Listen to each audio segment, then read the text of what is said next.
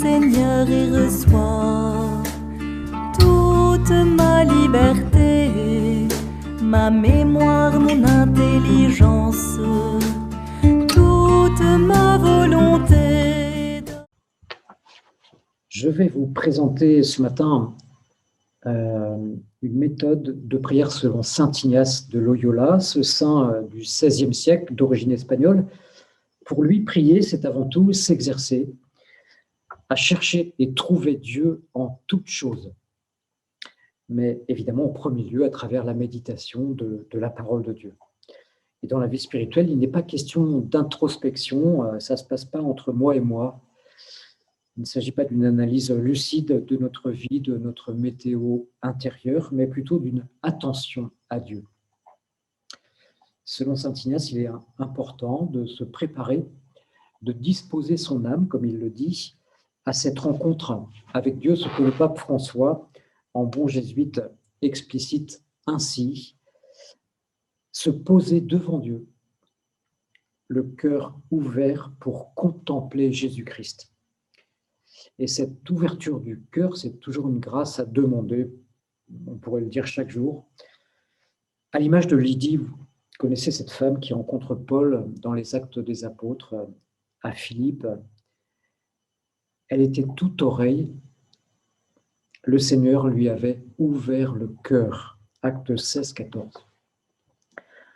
Parfois, nous sommes comme des forteresses fermées à double tour et seule la grâce peut, c'est-à-dire l'action du Saint-Esprit, peut opérer cette ouverture du cœur, peut nous tourner vers Dieu pour que nous puissions vivre un face-à-face avec lui.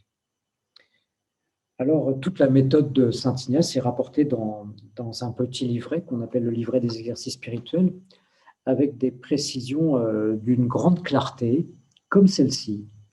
Ce n'est pas d'en savoir beaucoup qui satisfait et rassasie l'âme, mais de sentir et de goûter les choses intérieurement. Donc il fait une distinction capitale entre le savoir, qui ne peut pas combler notre attente, donc le niveau de l'intelligence, et le connaître, le niveau du cœur. Sentir et goûter intérieurement, il va s'agir d'entrer en soi-même. C'est une rencontre qui s'opère au plus intime. Et je reviendrai plus loin sur ces deux mots si importants de sentir et de goûter. Par la méditation de l'écriture, notre intelligence est sollicitée à réfléchir sur le mystère de Dieu et sur le mystère de notre salut. Et un autre jésuite, le cardinal Martini, a une expression très dense. Il dit: on ne peut pas connaître le Dieu de la Bible si on ne fait pas l'expérience du salut. C'est du pur concentré de théologie biblique. Voilà le double enjeu majeur de la prière: être sauvé pour entrer dans une connaissance plus intime de Dieu.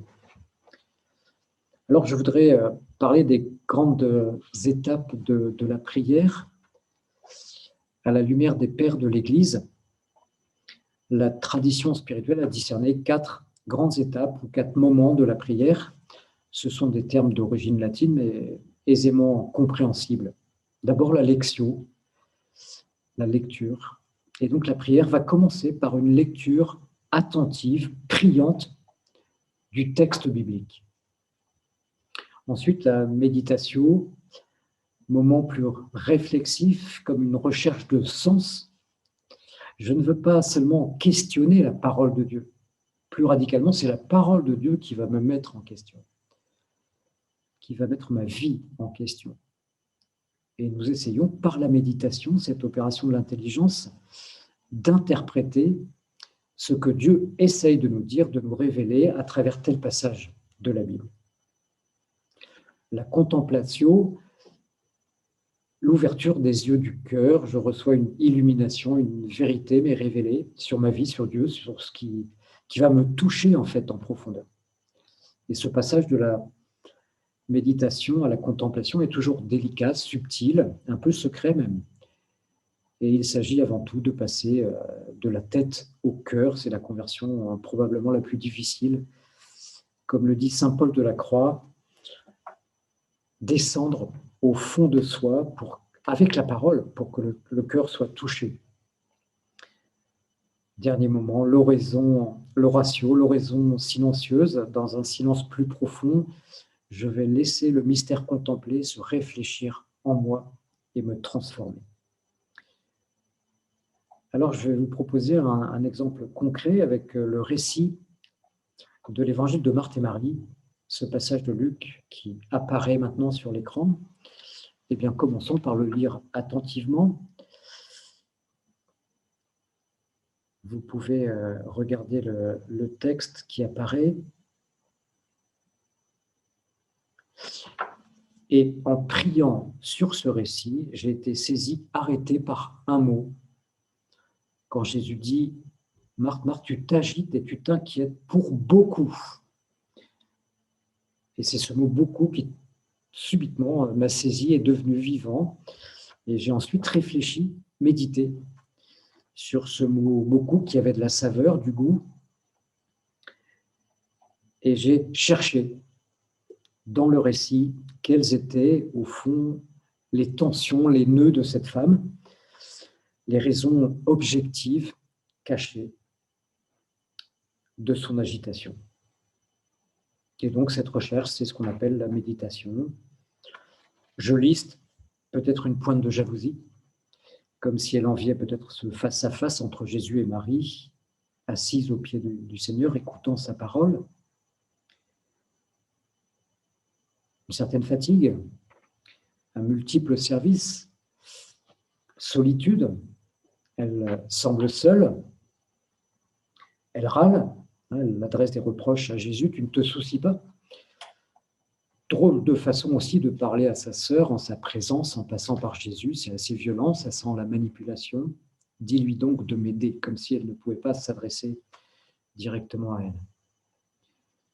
Et puis subitement, la question a jailli, inspirée par l'esprit, mais quelle est la racine de son trouble, de son tiraillement, de son inquiétude, ce que j'appelle son péché source, son nœud caché, la raison ultime, profonde de son énervement. On sent que c'est une femme de caractère, survenant, elle ne se laisse pas faire, qui n'hésite pas à intervenir pour dire « ça ne peut pas durer cette situation, je fais tout toute seule dans cette maison ». Et subitement, une lumière reçue, une vérité venue d'en haut, comme si mes yeux s'ouvraient, la contemplation. Elle dit à Jésus qu'elle reconnaît comme Seigneur, et le mot vient 3 fois dans le récit. Dis-lui donc de m'aider. Et j'ai compris, par grâce, que son péché de fond était la toute-puissance, sans limite, puisque même vis-à-vis de Dieu, elle prétend lui dire ce qu'il doit faire, lui, pour rétablir la justice. Et le maître va la retourner comme une crêpe et lui dire une seule chose est vraiment nécessaire. Marie a choisi la bonne part, elle ne lui sera pas enlevée. Donc la vraie nourriture, la bonne part, c'est vraiment d'écouter la parole pour faire la volonté de Dieu et non pas le contraire. L'oraison silencieuse, l'oratio, et bien dans un silence plus intérieur, demeurer sur ce qui a été montré, découvert, dévoilé pour en tirer profit. C'est une phrase très importante pour saint Ignace. Réfléchir et tirer profit. Eh bien, quand Jésus révèle le péché, il n'accuse pas, mais il va montrer à Marthe un chemin de vie, un moyen pour sortir d'une impasse qui a pour nom ici la toute-puissance. Alors, pour aller vers cette profondeur de sens dans un récit où il s'agit, vous comprenez, de creuser, saint Ignace recommande dans la prière de demeurer là où j'ai du goût. Eh bien, je vous l'ai dit, moi, dans ce récit, c'était le mot « beaucoup » qui m'a fait entrer dans le texte, qui m'a permis de plonger. Alors, je reviens sur ces 2 mots, sentir et goûter. Il va s'agir, au fond, dans la prière, de reconnaître en nous les effets de la parole de Dieu, selon ce que dit le prophète Isaïe au chapitre 55, verset 11, où Dieu dit « Ainsi en est-il de la parole qui sort de ma bouche, elle ne me revient pas sans effet, sans avoir accompli ce que j'ai voulu. » Donc, il va d'abord s'agir de sentir, de reconnaître un mouvement intérieur. Par moments dans la prière, nous sommes comme saisis par une parole de Dieu, comme si elle pénétrait en nous. Donc, un premier point d'attention, être à l'écoute d'un saisissement intérieur. Ce premier saisissement laisse d'ailleurs souvent une impression de surprise, comme si la parole était devenue soudain vivante.